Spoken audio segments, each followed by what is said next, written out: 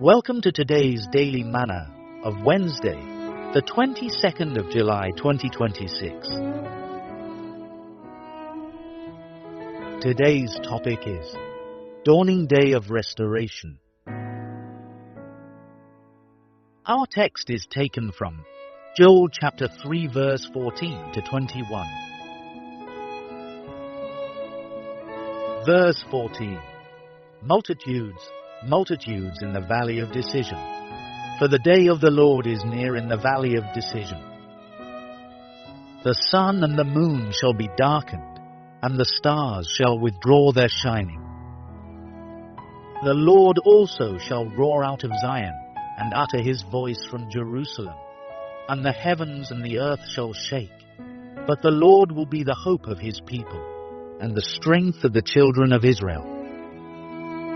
So shall ye know that I am the Lord your God, dwelling in Zion, my holy mountain. Then shall Jerusalem be holy, and there shall no strangers pass through her any more.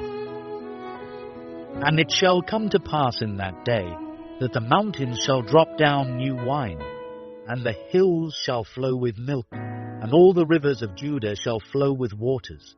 And a fountain shall come forth of the house of the Lord, and shall water the valley of Shittim.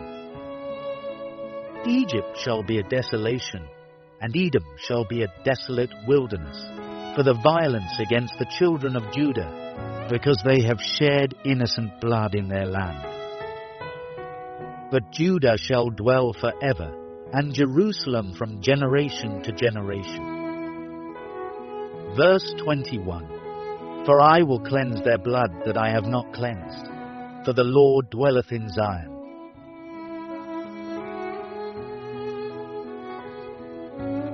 Key verse, Joel chapter 3 verse 18. And it shall come to pass in that day, that the mountains shall drop down new wine, and the hills shall flow with milk, and all the rivers of Judah shall flow with water, and a fountain shall come forth of the house of the Lord, and shall water the valley of Shittim. It was in Alfred Tennyson's poem, The Lotos Eaters, that the following picture of hope is captured. Courage, he said, and pointed toward the land.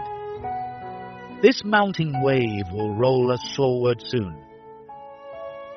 In the afternoon they came unto a land, in which it seemed always afternoon.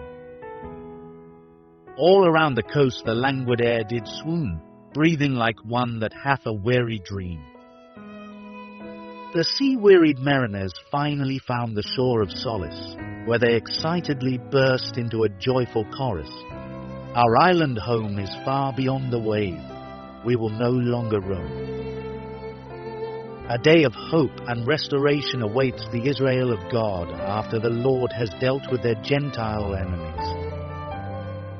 Prophet Joel saw in his vision hordes of God's enemies rushing headlong and mindlessly into the valley of God's decisive judgment. A day of divine recompense is yet in the womb of time. Israel should be assured of God's unfailing day of their full restoration to the land promised to them by the Lord. Over many generations, their enemies had enslaved, deprived and vexed them with untempered bitterness.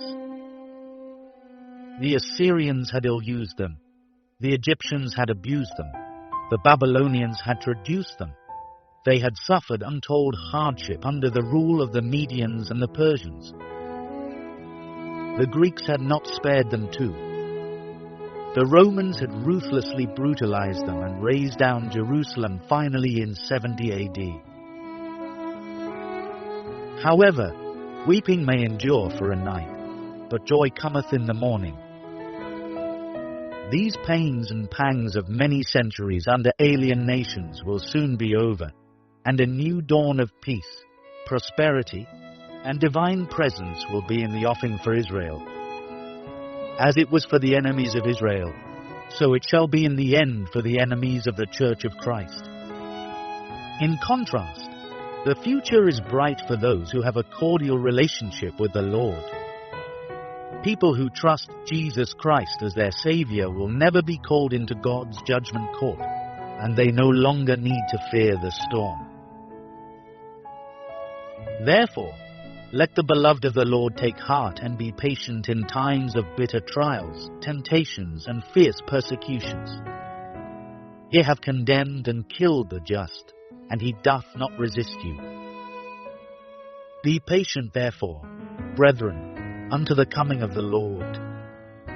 Behold, the husbandman waiteth for the precious fruit of the earth, and hath long patience for it, until he receive the early and the latter rain. Be ye also patient, establish your hearts, for the coming of the Lord draweth nigh. Like the chorus of the lotos eaters, these mounting waves of trials and temptation shall roll us eventually to the shore of rest.